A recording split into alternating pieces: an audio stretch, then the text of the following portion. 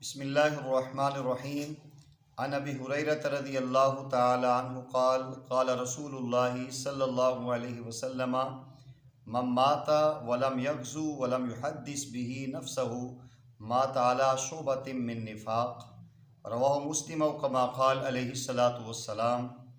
سیدنا ابو ہریرہ رضی اللہ تعالی عنہ روایت کرتے ہیں، ہمارے پیارے آقا جناب رسول انور صلی اللہ علیہ وسلم نے ارشاد فرمایا، جس شخص نے اس حال میں انتقال کیا کہ نہ کبھی جہاد میں عملی حصہ لیا، نہ کبھی جہاد کو سوچا اور نہ اس کی نیت کی، تو وہ ایک قسم کی منافقت کی حالت میں انتقال کر گیا۔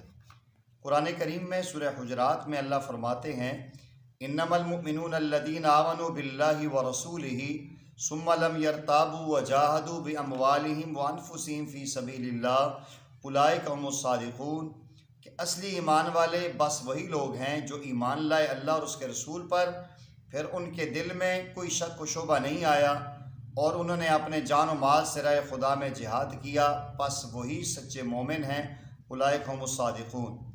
اس ایت سے معلوم ہوا کہ راہ خدا میں جہاد ایمان صادق کے لوازم میں سے ہے۔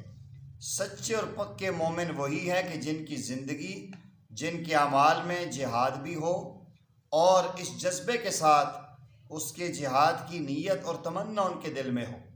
جو بندہ اس حال میں مرا کہ جس کی جہاد کی نیت بھی نہیں، جہاد کا جذبہ بھی نہیں، اس کا شوق بھی نہیں، اور اس نے کبھی اس کے بارے میں جہاد کے کرنے والوں کے ساتھ معاونت بھی نہیں کی، تو یہ ایک منافقت کی موت میں مرا ہے۔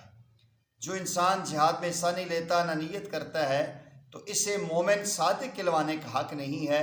قرآن یہ کہہ رہا کہ سچے مومن وہ ہیں کہ آمنوا باللہ ورسولہ، اللہ رسول پر ایمان لائیں، ثم لم یرتابوا وجاہدوا باموالہم وانفسہم فی سبیل اللہ، کہ اس کے بعد کوئی شک و شبہ ان کے سامنے نہیں آ رہا، اللہ کی راہ میں لڑتے ہیں۔ سچے مومن یہی ہیں۔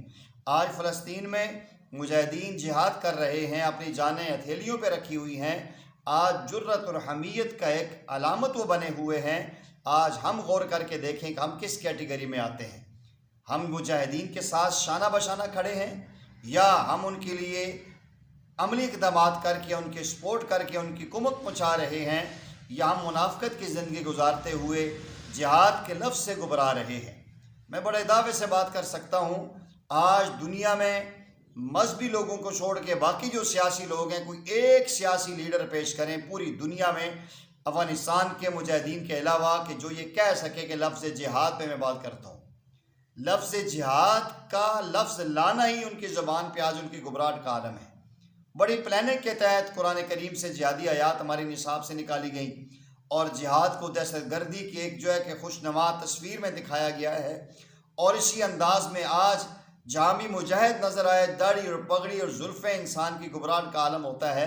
اللہ تعالیٰ نے پیارے آقا صلی اللہ علیہ وسلم کی زبان پہ امت کو یہ بات سمجھائی ہے، اذا ترکتم الجہاد فسلط اللہ علیکم الذلہ، جب تم جہاد چھوڑ دو گے اللہ تم پر ذلت مسلط کر دیں گے۔ آج پوری دنیا میں جو مسلمانوں پہ ذلت ہے اور رسوائی ہے کہ آج یہ قرارداد تک پیش کرنے پہ لوگ آ چکے ہیں کہ ہم معافی مانگتے ہیں، ہم آپ کے بارے میں آواز بھی نہیں اٹھا سکتے۔ یہ وہ منافقت کی زندگی ہے جو دنیا میں بھی ذلت رکھواری ہے، اور آخرت میں تو یقیناً خواری اور ذلت ہوگی۔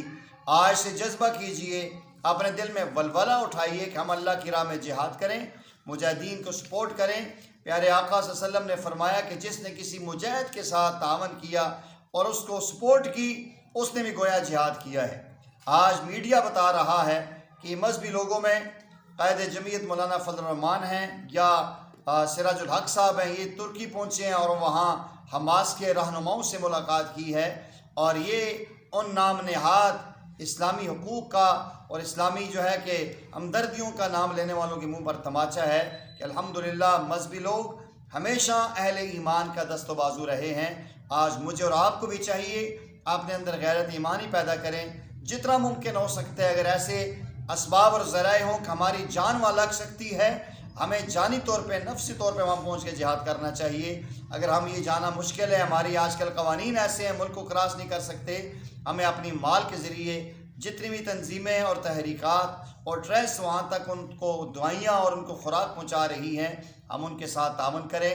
ورنہ اس حدیث میں پیارے آقا نے فرما دیا، میں دوبارہ عرض کرتا ہوں، من ماتا، جو مرا ولم یغزوا، نہ اس نے جنگ کی، غزوہ کیا، ولم یحدث به نفسہ، کبھی دل میں جہاد کرنے کا جذبہ بھی نہیں ابھرا، مات علی شعبۃ من نفاق، وہ نفاق کی ایک حصے پر مرا ہے۔